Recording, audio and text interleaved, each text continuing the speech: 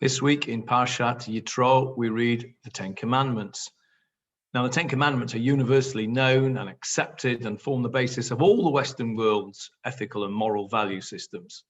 And the messages of a moral life are very clear for everyone to see in the Ten Commandments. Everybody knows: don't kill, don't steal, don't commit adultery, don't tell lies. All of these things are self-evident to us in the 21st century. But I'd like to share with you a more subtle and more nuanced message, really, from the Ten Commandments, and one which, in my humble opinion, is vitally needed in today's fractured society. It seems to me that we're living in a world of extremism. There's far right-wing politics, there's far left-wing politics. Liberalism seems to be on steroids, where anyone can say anything they like and be anything they like. And yet at the other end of the spectrum, there's repression of freedoms, with only earlier this week a coup in Myanmar. So what's the message that the Ten Commandments can give to us? One of the differences between the two texts of the Ten Commandments, which we know are in Parashat Yitro, which we're going to read this week, and Parashat Techelet, relates to the fourth commandment to keep Shabbat. In Parashat Yitro, which we'll read this week, it says, Zachor et Yom HaShabbat, remember the day of Shabbat. Whereas in Parashat Techelet, the wording is Shamor et Yom HaShabbat, guard or keep the day of Shabbat. Rashi, who quotes the Mechilta, famously says, Zachor v'Shamor b'dibur echad ne'emru. The commands of Zachor and Shamor were both said in one single utterance. And of course, we're familiar with this from the first verse of Lecha Dodi, Shamor v'Zachor b'dibur echad. So what's going on here? These two words of Zachor and Shamor, they refer to different aspects of Shabbat. Zachor speaks about the requirement to designate Shabbat as a special day, to actively do something to make it special. Light up the home with candles and light, have 3 meals, spend quality time with the family and the like. Shamor, on the other hand, speaks of the activities that are forbidden on Shabbat, to refrain from creative activity, the 39 malachot, etc. So despite the fact that they're two different and possibly even contradictory aspects, they were given together, spoken as one word, which of course, as the Gemara in Rosh Hashanah points out, isn't humanly possible. And we'll come back to that in a minute. Rashi then gives us other examples of pairs of commands that were given together in a single utterance, even though they're actually in conflict with one another. For example, there's one pasuk in Shmot that says that if you break Shabbat, it's a capital offense.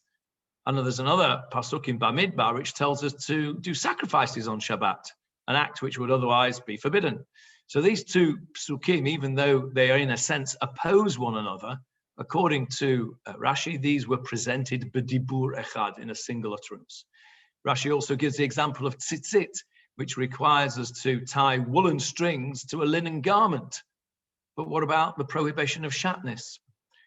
So these two commands, tzitzit and the prohibition of shatnez, were given b'dibur echad. And the final pair of commands that Rashi tells us about is the prohibition against marrying one's brother's wife, and yet there is a mitzvah of yibum, which requires doing exactly that if chas v'shalom the brother dies without children. So how can we explain the significance of this concept? What is b'dibur echad ne'emru?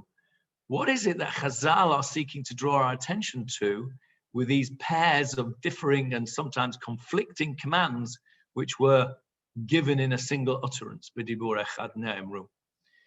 And the answer perhaps is that the Torah asks of us a wide range of obligations and many different commitments, some of which at times conflict with one another.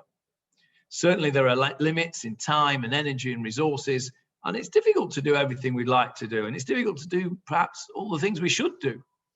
And the Torah expects us to balance conflicting characteristics and values. So, for example, we're told we must be bold and yet cautious. We must be private and modest and yet social and part of a kehillah. We must be generous and yet we must be fiscally responsible. We must be tolerant but we must be firm in our beliefs and our convictions. So much of the Torah life follows this model of Zachor v'Shamor b'dibur echad, two vastly different or even opposing ideals that somehow need to be balanced against one another. And as we said a minute or so ago, the Gemara in Rosh Hashanah says that the mouth is incapable of doing this and the ear is incapable of hearing this, meaning that only Hashem, only God is capable of issuing two commands in a single utterance. And this is the rub. Perfect balance and harmony between conflicting ideals and values is not human. Only God can achieve that perfection. But we have an obligation to strive to maintain as perfect a balance as possible.